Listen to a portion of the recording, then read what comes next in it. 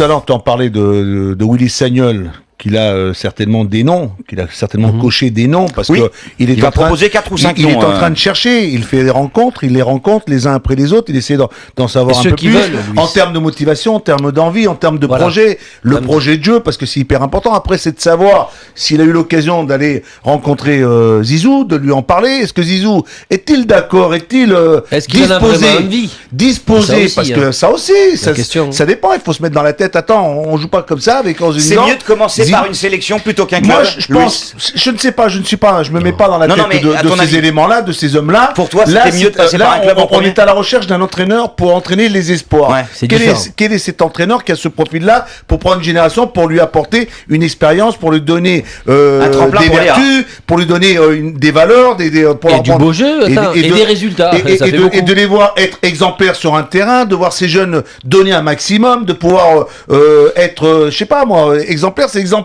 Porter le maillot de l'équipe de France, c'est savoir le porter avec dignité, avec envie, avec passion, avec enthousiasme. C'est pas devenir en équipe de France sur la pointe des pieds. C'est bien l'équipe de France espoir, c'est en se disant, je suis ici en espérant, parce que je travaille, je bosse pour y être arrivé, et qu'ensuite, peut-être j'ai une ambition aussi, c'est d'aller vers les A, parce que c'est ça, c'est le tremplin. Mais pour aller vers les A, il te faut vraiment arriver des gens d'espoir. Mais c'est sûr, si on a eu ce qui s'est passé dernièrement du côté du Havre, c'est-à-dire que quelque part, en termes d'organisation autour de cette équipe de France Espoir, il y a eu quand même des ratés. Il y a eu des ratés. Parce que sinon, les jeunes ne peuvent pas se permettre comme ça de prendre une voiture, de se sauver, de partir et d'aller à Paris, d'aller se promener. C'est impossible, ça.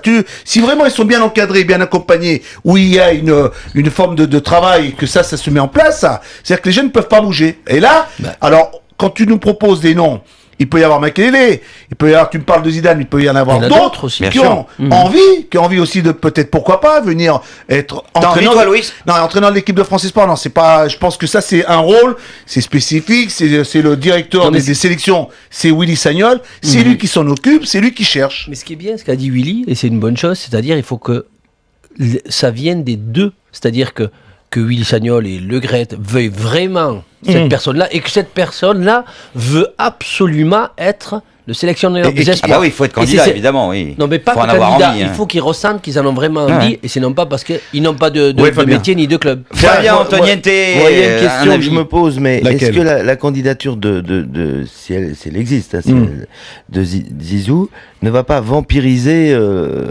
tout le reste? Parce que, est-ce que Didier Deschamps pourrait être l'entraîneur des A et Zizou l'entraîneur des espoirs, est-ce que ça vampirise pas? C'est une question que... Ça peut, je sais pas. Non, le fait que Deschamps soit dans les A, non. Si ça aurait été un autre entraîneur ces derniers temps, je pense que oui.